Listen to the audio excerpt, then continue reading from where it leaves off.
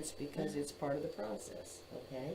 And I've seen John Singer Sargent paintings where pencil line is showing. Mm-hmm. So I don't worry about it. I try to get, now some of these pencil lines that I have, I've written like D for dark, because if I get into my right brain Uh-huh.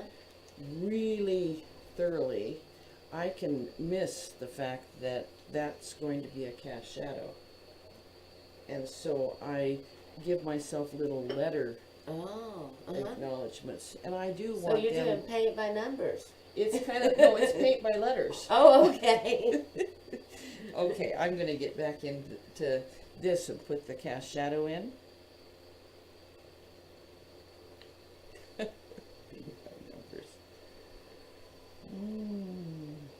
Ooh, look at that. Be still my heart. All right, let's see what this does. Well, it's going to be very neutral because that's, so I'm going to put a little more Rose Madder Genuine. Ooh, that's going to be lovely.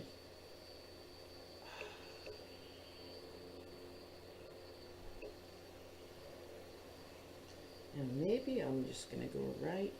Yeah, I am. I just did it. I guess I am. So you see, I'm not. I'm gonna. I just felt the need to put in some Cobalt Blue Pure there. Not sure why. What I'm doing right now is just playing in the paint. This is my favorite part of painting, watching right here.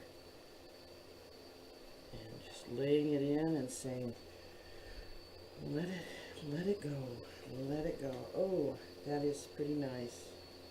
I like to think of myself as kind of the director of this symphony that's going on. I'm the director, but the paints are the players. They get to show the way. So now, watching how it's moving, I can make a suggestion and then wait and watch. And it's the watching that captivates me with watercolor. There's just nothing more beautiful. And it depends on which paints you're using to Yes. determine, I mean, to kind of have an idea of what you expect it to do.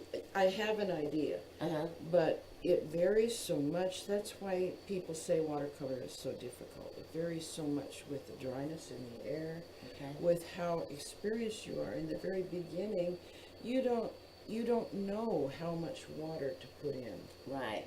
and you don't know when it's too wet and when it's safe to go in or not. And there's no way to teach that really, except to just do it and do it.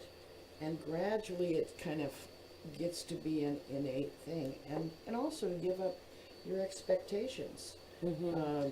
You know, the mantra for the watercolor artist is delayed gratification. You're thinking in layers. You're thinking about, okay, later I'm going to glaze this whole leaf to get it green with maybe a pale blue. But right now, I've got to leave that light and do that much later. Later, Okay. I'm going to do the cast shadows that have harder edges. Would you ever go back over, like, if you had this leaf and you wanted it wetter to do more of the suggestions with the complementary color, would you wet that with clear water, or would you always use a paint in it if you went back Good over question. I would go with clear water. it? Okay. If I've already got the color down, Mm-hmm. I go over it with clear water and be very careful. Because if you go over it with more paint, Yeah. you're cutting out the light of the paper. Okay. Okay, So, thank you. you're welcome.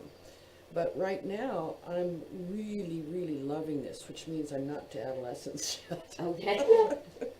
That's when life gets more difficult. Yeah. Okay. I'm still somewhere in infancy, really, really enjoying it. Okay, let's go to the next one. I think I'm going to jump into this one back here, this very light one. It looks to me in the picture, it's in my value composition sketch, I've got it the lightest. So it looks to, in here I see it more of a lavender. So here's where I can probably come in with some Rose Madder Genuine and Cobalt Blue. Remember, those are the lightest, most transparent paints we have. Okay.